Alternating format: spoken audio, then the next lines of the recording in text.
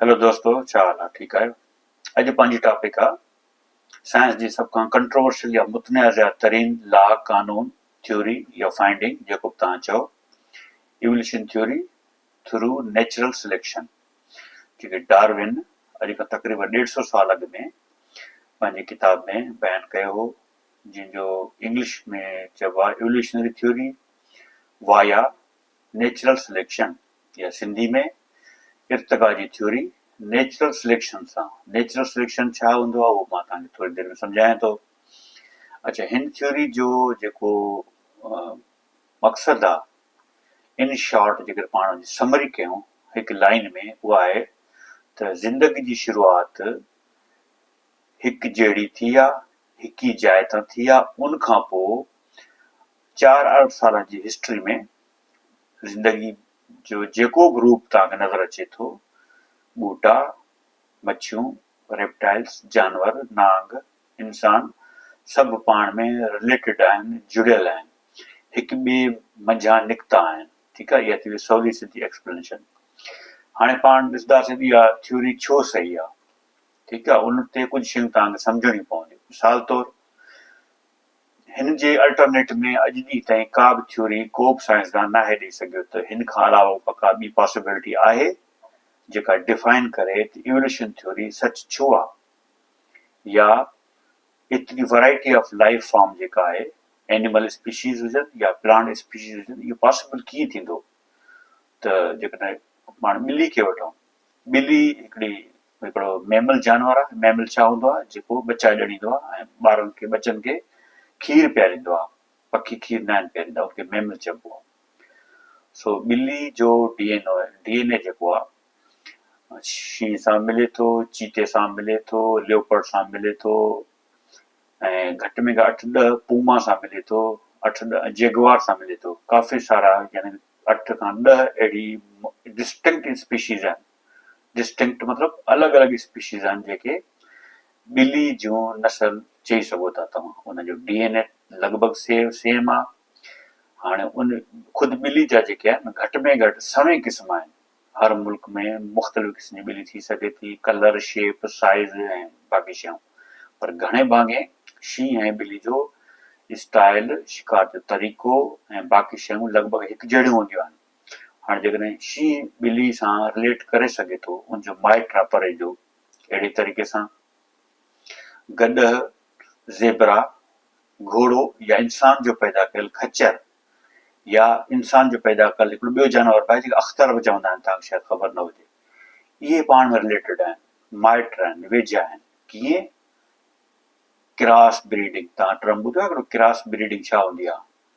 पाण ॻोठनि में चवंदा आहिनि बाबा मैं वञी लाराए अच, पर फिलाणे वटि जेको स्थान आहे न, उतां ओॾे वञ। छो? उहो सेहतमंद आहे, उहो ठीकु आहे, उहो सुठो आहे, नस्ल बहितर रहंदी।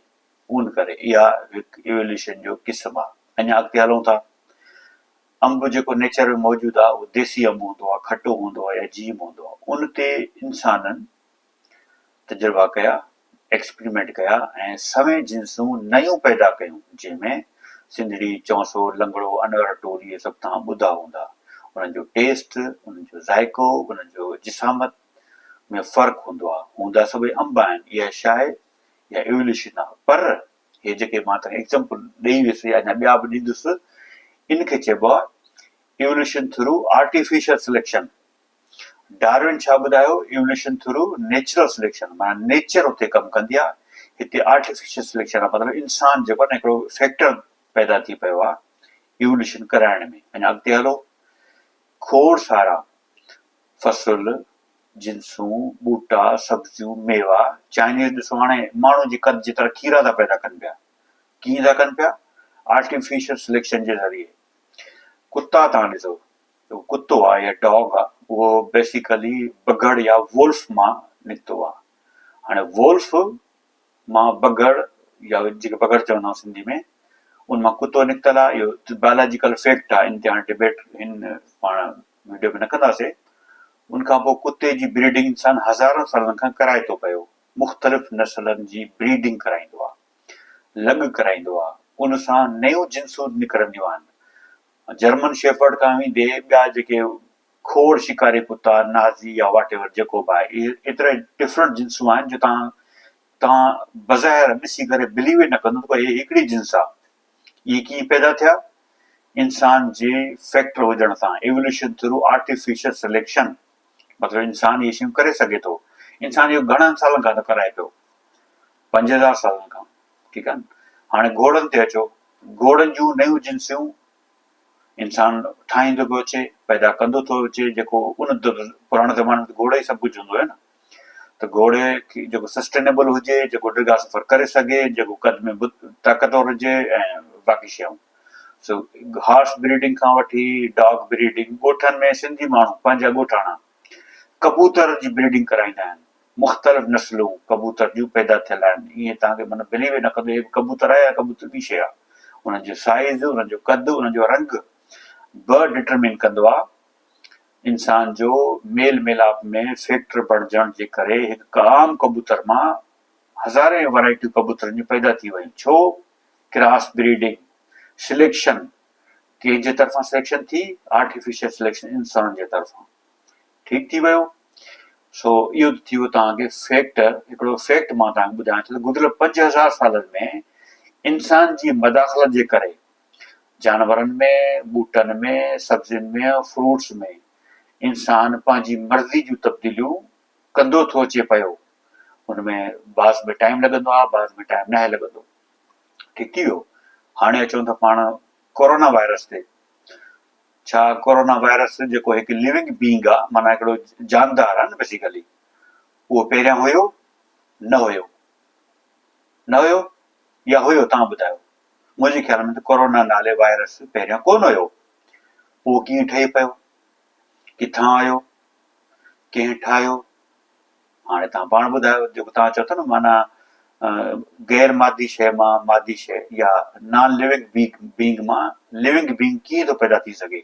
त कोरोना वायरस तव्हांजो एग्ज़ाम्पल आहे। इहो हिकिड़ो एग्ज़ाम्पल आहे। ॿिया बि तव्हांखे मां ॿुधायां थो। या त उहो नेचर में पहिरियां मौजूदु हुयो, त पहिरियां छा पियो करे? बाद में इंसान जी ग़लती खणी चओ या एनवायरमेंटल पॉल्यूशन चेंजिस जेके आणे थो पियो, उहो चओ या ग्लोबल वार्मिंग, जेको बि रीज़न आहे, हिकिड़ो नओं तव्हांखे लिविंग बीइंग या वायरस मिली वियो, जेको इंसान बाद में उन ते क़ाबू बि आंदो, उनखे ख़तम बि कयईं, वैक्सीनेशन इजाद कयईं या जेको बि आहे। त हिकिड़ो नओं जीव तव्हां सां गॾु तव्हांखे हिकिड़ो मतिलबु तव्हां में शामिल थी वियो, या जेको बि नुक़सानु थियो वाट एवर, उनखे छॾियो तव्हां फ़िलहाल। कप जी फुटी जे फसल में हर साल कॾहिं कहिड़ी सुंडी ईंदी आहे, कॾहिं कहिड़ो कींदो आहे, कहिड़ो कीड़ो हूंदो आहे, कॾहिं कहिड़ो ज़हर था अप्लाई कयूं, कॾहिं कहिड़ो फुहारो था कयूं। इहो छा आहे? जीअं जीअं असां फसल ते फुहारो कंदा आहियूं या स्प्रे कंदा आहियूं, त हुन जीत जी जेका एडेप्टेबिलिटी आहे या कुवत मदाफ़ियत आहे, उहा वधी वेंदी आहे। अॻे साल वरी पैदा थींदो आहे ऐं उन ते पुराणी दवा में कराटे को इस्तेमालु कंदो, उहा कमु न कंदी, हाणे ॿी दवा ते कमु कंदी आहे। इहा जेकी इम्यूनिटी आहे, बेसिकली इम्यूनिटी इहा एवोल्यूशन आहे। यानी कि हिकु जीव बि हींअर, हिकु जीव जेको अमेरिकन सुंडी खणी चओ, जेको फुटी में लॻंदी आहे, मलो चओ या जेको बि नाला आहिनि, उहो ख़ुदि इवॉल्व थिए थो पियो, वक़्त सां गॾु ताक़तवर थिए थो पियो। इंसानी ज़हर ते जो उन वटि टोड़ मौजूदु आहे, पंहिंजे पाण खे वधीक ताक़तवर करे, ताक़तवर बणाए, ॿिए साल वरी अचे थो पियो। इहा एवोल्यूशन आहे। ठीकु थी वियो। उनखां पोइ तव्हां ॿियो सिस्टम जेको साइंटिफिक मेथड, हाणे इहो त मां तव्हांखे जस्टिफाई, मुंहिंजे ख़्याल में अञा तव्हांखे केतिरा एग्ज़ाम्पल ॾियां त एवोल्यूशन थींदी आहे, हाणे बि थिए थी पई, इंसान पाण कराए थो पियो। हा, तव्हां चओ त न, जिन्स त साॻी आहे न, बिल्कुलु जिन्स साॻी आहे, पर टाइम केतिरो थियो आहे? 5000 साल। 5000 साल ऐं 4 अरब सालनि में तव्हांखे फ़र्क़ु नज़र अचणु खपे। इंसान 5000 सालनि खां आर्टिफिशियल, 5000 खैर वॾा आहिनि, खणी 2000 साल चओ, हल जेको बि नंबर आहे, आर्टिफिशियल सिलेक्शन कराए मुख़्तलिफ़ शयूं पैदा थो करे पियो, ठाहे थो पियो, नवां नवां फ्रूट ठाहे थो पियो। केले जो तव्हां एग्ज़ाम्पल वठो। केले में जेके 300 साल या 500 साल अॻु में एतिरा ॿिज हूंदा जो तव्हां खाई कोन सघंदा हुयो, उहे सभु ॿिज इंसान ख़तमु कराया। हाणे तव्हां केलो बग़ैर ॿिज जे खाओ था पिया, जा तमामु सन्हे मिक़दार में जो नज़र बि कोन ईंदा आहिनि। हिंदाणो बग़ैर ॿिज जे पैदा थिए थो, खारक बग़ैर ॿिज जे पैदा थिए थी, केतिरियूं नारंगी हुजे, सूफ़ हुजे, इवन अंब हुजे, चाइनीज़ इहे जेके शयूं ठाहिनि था पिया इहे छा आहे, इहे खे इवोल्यूशन चइबो आहे। ॿियो छा चइबो आहे? आख़िरी मिसाल मां तव्हांखे ॾियां, हिकु सिंधी माण्हू शादी करे थो अंग्रेज़ माई सां, ठीकु आहे। सिंधी जो रंग कहिड़ो हूंदो आहे? ब्राउन हूंदो आहे, कणिक रंग हूंदो आहे। अंग्रेज़ गोरो या वाइट हूंदो आहे, त हुनजो ॿार कहिड़ो निकिरंदो? न ब्राउन हूंदो न गोरो हूंदो। इन जनरल गोरो थी सघे थो, पर हुनजो रंग विच ते हूंदो, वधीक गोरो हूंदो ऐं कुझु ब्राउन हूंदो। उहो माण्हू जेकॾहिं वरी अफ्रीका जी माई सां शादी करे त उनजो ॿार डिफरेंट पैदा थींदो। उहो ॿार वरी जापानी सां शादी करे त ॿार डिफरेंट पैदा थींदो। त इहे तव्हां छा था सम्झो, जेकॾहिं अहिड़े क़िस्म जी शादियूं 10 नसल बि कनि पाण में, ठीकु आहे न। शुरूआत किथां थी? सिंधी मर्द सां, त उनजी 10 नसल जेको शादी कंदो थो अचे, कॾहिं के अमरीकी सां, कॾहिं अफ्रीकी सां, कॾहिं जापानी, कॾहिं चीनी, कॾहिं कंहिंसां, त 10 नसल खां पोइ तव्हां छा था सम्झो, उन जा जेके फेस फीचर आहिनि उहे सिंधी वांगुरु हूंदा। माण्हू त ख़ैर हिकु ॼणा आहिनि, पर पोइ बि हिकिड़ो फेस जो स्ट्रक्चर बनावट चुगली खाईंदो आहे, मथे जो स्ट्रक्चर चुगली खाईंदो आहे, वारनि जो डिज़ाइन चुगली खाईंदो आहे। त हे माण्हू किथां जो थी सघे थो? इहा इवोल्यूशन आहे। 10हीं पीढ़ी खां पोइ उहो सिंधी जो ॿारु जेको आहे न, ख़बर न आहे कीअं हूंदो। एक्सपेरिमेंट करे कंदा था वञनि पिया माण्हू, बहरहाल। सो इनखे चइबो आहे इवोल्यूशन थ्रू आर्टिफिशियल सिलेक्शन। ठीकु थी वियो। हाणे ॿियो मिसाल या ॿियो दलील जेको तव्हांखे मां ॾियणु चाहियां, हिकिड़ो फॉसिल रिकॉर्ड थींदो आहे। हिकिड़ो फॉसिल रिकॉर्ड, फॉसिल रिकॉर्ड छा हूंदो आहे? वक़्त सां गॾोगॾु कंहिं ख़ासि जाइ ते को बि लिविंग बींग या इंसान, जानवर या हॾो या जेको बि या जीत या कीड़ो या नांग या वाॻू, उहो महफ़ूज़ रहंदो आहे ऐं वक़्त सां गॾु पिंड पाण थी वेंदो आहे ऐं हिकिड़ो ट्रांसफॉर्मेशन फेज़ मां गुज़री करे पथर थी वेंदो आहे। जेको जियोलॉजिकल फैक्ट आहे। सिंधी यूनिवर्सिटी जे अॻियां तव्हां वेंदो, सिंधी यूनिवर्सिटी में जियोलॉजिकल डिपार्टमेंट जे अॻियां हिकिड़ो वण बीठो आहे जेको अधु पथर आहे अधु काठ आहे। यानी कि जितां पोइ वण आंदो वियो आहे उहो ख़ुदि ट्रांसफॉर्म थी करे पथर में कन्वर्ट पियो थिए, यानी पिंड पाण थिए पोइ, फॉसिल पियो बणिजे। त बहरहाल इहा हक़ीक़त आहे। त उन फॉसिल जी स्टडी करे, रिसर्च करे इहो अंदाज़ो लॻायो वेंदो आहे त हे केतिरो अॻु स्टार्ट थी हिन जी इवोल्यूशन, केतिरो अॻु में हिन जी कन्वर्जन थी स्टोन में या पिंड पाण में या फॉसिल में। सो इन रिकॉर्ड खे जॾहिं खोलींदा आहिनि त गुज़िरियल 5 करोड़ साल छा 50 अरब साल, 50 करोड़ न बल्कि 1 अरब सालनि खां धरती ते जेका लाइफ स्टार्ट थी आहे न, बेसिकली उहा थी आहे 4 अरब पाणी में स्टार्ट थी 4 अरब साल अॻु में। पहिरियां 3 अरब साल सिर्फ़ु समुंड में लाइफ हूंदी। खुश्की ते छो आहे उहो डिफरेंट किस्सो आहे, वीडियो डिघी थी वञे हर भरू। ठीकु थी वियो न। सो जेका समुंड में लाइफ हुई उन 3 अरब सालनि ताईं जंहिं तरीक़े सां गुज़ारी, ऑक्सीजन प्रोड्यूस कयईं या जेको कयईं, पोइ लाइफ खुश्की ते आई। खुश्की ते जॾहिं खां लाइफ आई आहे तॾहिं खां हर दौर जा पिंड पाण सबूत तौरु मौजूदु आहिनि त हे शइ हितां पैदा थी आहे, हिन सबबनि जे करे पैदा थी आहे, हेतिरी हिन जी लाइफ हुई, पोइ हे तब्दीली आई, पोइ हे चेंज आई आहे। हाणे तव्हां साइंस जे कम खे तव्हां नज़रअंदाज त कोन था करे सघो, उनखे कूड़ो बि नथा चई सघो, मजबूरी आहे तव्हांजी, छो जो उहो ई हक़ आहे, उहो ई सच आहे ऐं उन वटि सबूत हूंदा आहिनि, दलील हूंदा आहिनि। ठीकु थी वियो। ॿियो, दुनिया जा सभई साइंसदान साइंटिफिक मेथड खे अप्लाई कंदा आहिनि। जेकॾहिं को हमरा चए थो बाबा मरीख़ पाणी जो ठहियलु आहे, त चवंदो तुंहिंजो दिमाग़ ख़राबु आहे, त सबूत ॾे। सबूत मूं वटि कोन्हे, बसि मां चवां थो मरीख़ पाणी जो ठहियलु आहे, चवंदा तुंहिंजो चरियो आहे। त हर शइ, हर दावा खे साइंस में सच न मञियो वेंदो, उनजी टेस्ट थींदी आहे, उनखे टेस्ट मां पास थियणो पवंदो आहे, उनखां पोइ उहा थ्योरी वञी सही साबित थींदी आहे, हे सही थो चए या ग़लति थो चए। त इवोल्यूशन थ्योरी में या इर्तिक़ाई थ्योरी में बि साॻी लॉजिक अप्लाई थियल आहे। शयुनि खे टेस्ट कयो वेंदो आहे, शयुनि खे कसवटी ते पूरो कयो वेंदो आहे, उनखां पोइ उहा शइ पब्लिश थींदी आहे, डिफेंड कंदा आहिनि माण्हू, ईअं वेठे वेठे को ख़्यालु न कंदो आहे। दुनिया जा हिन वक़्तु 99% साइंसदान, बायोलॉजिस्ट या PhD स्कॉलर इवोल्यूशन थ्योरी खे सच मञींदा आहिनि त सभई लाइफ हिक ॿिए सां कनेक्टेड आहे। हिक ई सिंगल स्पीशीज़ मां सभई लाइफ फॉर्म पैदा थी आहे। उनजा ॿिया खोड़ मिसाल आहिनि, जियोलॉजिकल मिसाल, जियोग्राफिकल जा दलील, मिसाल तौरु जीअं डार्विन जो वियो हुयो हिकु जज़ीरे ते, त उन चयो त हे जज़ीरो एतिरा करोड़ साल खां मेनलैंड खां, यानी कि लैटिन अमेरिका कंटिनेंट खां धार थियल आहे। तब्दीली कहिड़ियूं आयूं आहिनि त उते जेके जियोग्राफिकल आइसोलेशन हुजण करे उन ॿेट ते जेके स्पीशीज़ हुयूं उहो डिफरेंट वे में बिहेव पियूं कनि या उनजो स्ट्रक्चर हुयो। चुंब जो मिसाल हुयो, पखी हुयो, उनजी चुंब ॿिए तरीक़े जी हुई, उनजो जेको सॻो माइट हुयो उहो ॿिए हंधि रहे पियो, उनजी चुंब ॿिए तरीक़े जी हुई। चुंबनि जो डिफरेंट वे में इवॉल्व थियणु, चेंज थियणु इर्तिक़ाई थ्योरी जो सबूत आहे। इहो हिकिड़ो नंढड़ो एग्ज़ाम्पल थियो, जीअं तव्हां मां तव्हांखे ॿिली जो एग्ज़ाम्पल ॾिनो। ॿिली जूं एतिरियूं सारियूं नस्लूं, हर इलाइक़े में मुख़्तलिफ़ तरीक़े जा। टाइगर इंडिया में थींदो आहे, अफ्रीका में न आहे थींदो, पर शींहं ऐं ॿिली वारी नस्ल सां आहे। ठीकु आहे न? त इहा जेका डिफरेंट वे में इवॉल्व थियणु आहे, इनखे एवोल्यूशन चइबो आहे। ठीकु थी वियो न? अञा ॿियो तव्हांखे मां कहिड़ो सबूत ॾियां? त इन थ्योरी जो इहो ई सबूत आहे त इन खां सवाइ ॿियो चारो न आहे तव्हां वटि। इन खां सवाइ को अल्टरनेट कोन्हे। माण्हू लॻा पिया आहिनि 200 सालनि खां आहिनि त इनखे कूड़ो साबित कयो, न करे सघिया आहिनि।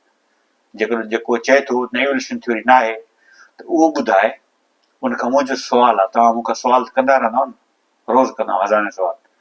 अॼु मां तव्हांखे सुवाल कयां थो, जेकर एवोल्यूशन थ्योरी सच न आहे त पोइ हे जेका वैरायटी ऑफ लाइफ आहे, मुख़्तलिफ़ जानवर, पखी, ॿूटा, इंसान, इहे किथां आया, छो आया, एॾी वैरायटी छो आहे? हिकिड़े हंधि भोलो जेको आहे, हाणे जापान में भोलो रहंदो आहे, जेको बर्फ़ में रहंदो आहे। ठीकु आहे न? उनजो बर्फ़ में रहण जे करे उनजी रंगत, उनजा वार, उनजो कद, उनजो साइज़ डिफरेंट आहे। जेको घाना में या कैमरून में या कांगो में रहे थो, उहो मंकी या बिनमांस या रंगाटून या चिंपैंजी या गोरिला, उहे सभई डिफरेंट वे में छो आहिनि? असां इन ॻाल्हि खे मञूं था त ॿिली ऐं शींहं जो जेको DNA सेम आहे, 99% या जेको बि नंबर आहे, ऐं भोलनि जो बि सेम आहे। हिकु यानी कि मंकी बंदर हुजे, गोरिला हुजे, चिंपैंजी हुजे, रेंगटन हुजे, बिनमांस हुजे, जेके बि नाला आहिनि तव्हां वटि, उन्हनि जो DNA सेम छो आहे? इहो सबूत आहे कि हिकु ई लाइफ फॉर्म मां निकिता आहिनि। पोइ जोग्राफिकल लोकेशन अलॻि हुजण करे, वेदर कंडीशंस, सीज़नल कंडीशंस, खाधे ऐं खुराक जी फराहमी न हुजण करे या हुजण करे, इन्हनि शयुनि डिफरेंट तरीक़े सां पाण में इंटरेक्ट कयो उन्हनि सां, ऐं पंहिंजे पाण खे सर्वाइव करण जे लाइ उहे तब्दीलियूं आंदाऊं। उहो सबूत आहे त जापान जा भोला कीअं आहिनि, अफ्रीका जा भोला ॿिए तरीक़े सां छो आहिनि। इवन इंसान बि तव्हां ॾिसो, हाणे जिते इंसान खे खाध खुराक लाइ घणी महिनत करणी पवंदी आहे, त उनजो हॾ बुत काट डिघा हूंदा आहिनि, मज़बूत हूंदा आहिनि। जिन्हनि खे थोरी महिनत करणी पवंदी आहे, उहे इंसान बिंदरा हूंदा आहिनि, घटि कद जा हूंदा आहिनि। जेके भली ग़िज़ा खाईंदा आहिनि, उहे डिघा हूंदा आहिनि हाइट वेजे। नीदरलैंड या हॉलैंड जा माण्हू जेके आहिनि, उन्हनि जी हाइट वधीक आहे। छो? ज़ाहिर आहे वधीक पढ़ियल लिखियल आहिनि, वधीक ख़ुशहाल आहिनि, खाइण पीअण जो वधीक मौक़िया आहिनि, सुठी शइ खाई ॼाणनि, प्रोटीन इंटेक आहे, जेको बि आहे। चवण जो मक़सदु आहे त माना जेका ग़िज़ा आहे, मौसम, जोग्राफी, सीज़न्स, खाध खुराक जी फराहमी, शिकार ऐं शिकारी जो तनासुब, इहे फैक्टर डिफाइन कंदा आहिनि त इवोल्यूशन थियणु खपे, थींदी आहे या न थींदी आहे। इवोल्यूशन लॻभॻि हर जाइ ते थिए थी पई, हाणे बि थिए थी। पर तव्हां हिकिड़ो जेको जियोलॉजिकल टाइम स्केल आहे न, तव्हां उहो सोचो त 4 अरब साल त पाणी में लाइफ में 3 अरब साल रही, जो बाक़ी 1 अरब साल या 80 करोड़ साल ज़मीन ते जो लाइफ पेर पातो या समुंड में निकिरी करे पहुती, उहो अरसो ज़हन में थोरो आणियो। 80 करोड़ साल, 8 साल कोन आहिनि इहे, न 8,000 साल, न 8 लख साल, न 8 करोड़ साल, 80 करोड़ साल थोरो ज़हन में आणियो। केतिरो अरसो आहे? इन दौरान छा तब्दीलियूं न आयूं हूंदियूं धरती ते, उहो तव्हांखे खोड़ दफ़ा ॿुधाए चुका आहियूं। छा थियो? टेक्टोनिक प्लेट मूवमेंट खां वठी एस्ट्रॉइड जो किरण ऐं सुपर वोल्केनिक इरप्शन थियो, स्नोबॉल अर्थ थियो, यानी पूरी अर्थ बर्फ़ सां ढकिजी वई। अहिड़ा इवेंट बि थींदा रहिया आहिनि। त इहे जेके डिज़ास्ट्रस तब्दीलियूं आहिनि न ज़मीन जे माहौल में, उन जे नतीजे में लखें जी तादाद में स्पीशीज़ मरी वियूं, एक्सटिंक्ट थी वियूं, फना थी वियूं। जेके एडॉप्ट करे सघियूं, जेके लकी हुयूं, जिन खे मौक़ो मिलियो, उहे सर्वाइव करे विया, ॿिया सर्वाइव कोन करे सघिया। आख़िरी सबूत जेको मां तव्हांखे ॾींदुमि उहो इहो आहे त जीअं इंसान एटम एटम जे अंदरि न्यूक्लियस जे अंदरि, प्रोटॉन जे अंदरि क्वार्क जे अंदरि स्ट्रिंग, माना इन डेप्थ में एतिरी गहराई ताईं पहुतो आहे जंहिंजो तव्हां अंदाज़ो बि नथा करे सघो। यानी न्यूक्लियस जे अंदरि प्रोटॉन मौजूदु आहे। प्रोटॉन छाजो ठहियल आहे, इहा बि इंसान खे ख़बर आहे। क्वार्क कीअं बिहेव कंदो आहे, उहा बि ख़बर आहे। त हुन पासे जेको DNA आहे, उहो छाजो ठहियल आहे, असांखे चङी तरह ख़बर आहे, DNA जी पूरी डेटा अची वई आहे।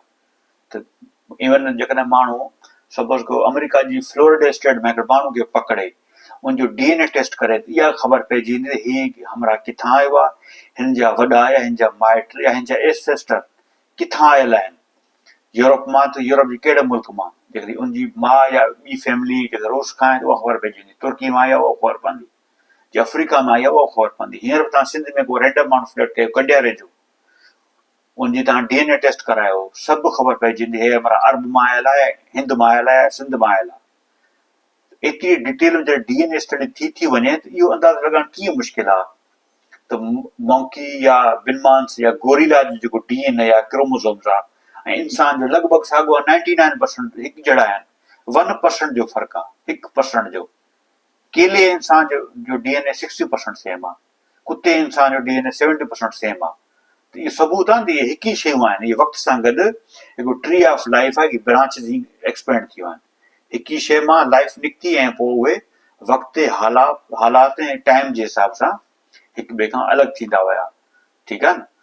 सो मूंखे माना असांजो जेको सभ खां वॾो एतिराज़ु आहे, यार मुंहिंजी दिलि नथी मञे इहो कीअं मुमकिन आहे।